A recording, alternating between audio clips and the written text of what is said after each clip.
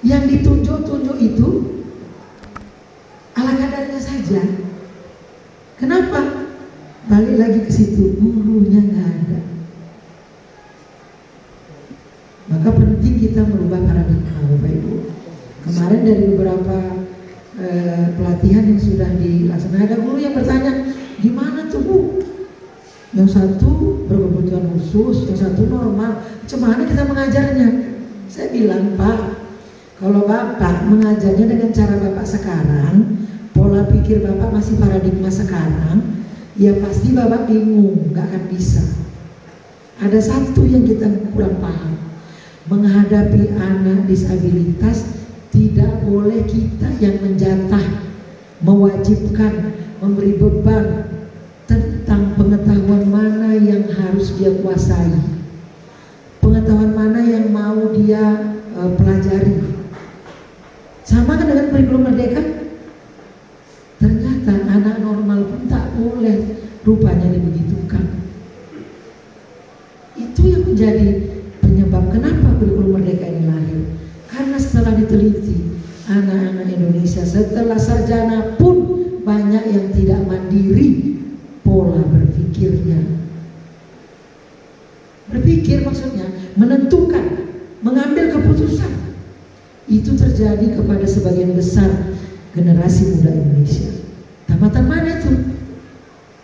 Kalau SMK kayaknya enggak ya, karena mereka dilatih untuk itu.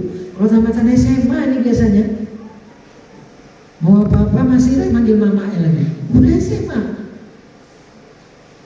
Bapak Ibu sekalian, sehingga menurut saya kompetensi kekhususan ini penting. Bukan karena mau GR-GRan, wah ini kita pionir, yang bukan.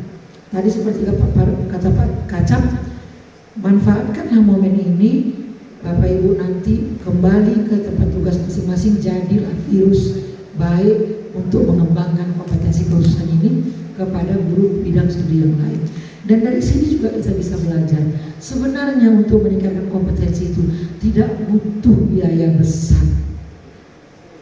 Kalau kita bisa kolaborasi, ini terjadi kan karena kolaborasi sama Pak Kacap, sama Bapak Kepala SMK 1 Merdeka. Kalau nggak ada kolaborasi ini, ya dibiayain semua. Bayarlah uang gedung, bayarlah ini, bayarlah itu. Apalagi tak ada konsumsinya, teruslah tak datang Bapak Ibu sekalian. Yang dari Kapak Barat pula lagi. Padahal coba kita tengok dokter, profesi dokter itu, kenapa bergengsi profesi dokter itu? Jangan Bapak Ibu anggap dia udah habis kuliah, dia langsung praktek terus menerima duit.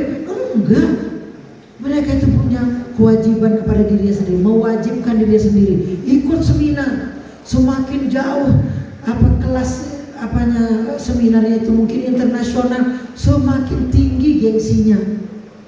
Bayar loh Bu, bukan bayar seikhlas hati aja Bu, kayak kita mikir-mikir. Tapi dokter-dokter itu bayar tiketnya. Misalnya kalau seminarnya di Kanada atau di Inggris, berapa pula ini tiketnya, bayarnya. Dokter itu punya paradigma seperti itu. Kalau dia seminar, maka dia dapat ilmu baru yang berkembang lebih.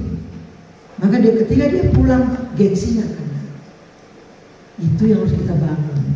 Pemikiran seperti itu kita bangun. Karena seluruh GPAI harus menjadi mujaddid, harus menjadi pembaharu. Itu amanat Allah untuk kita.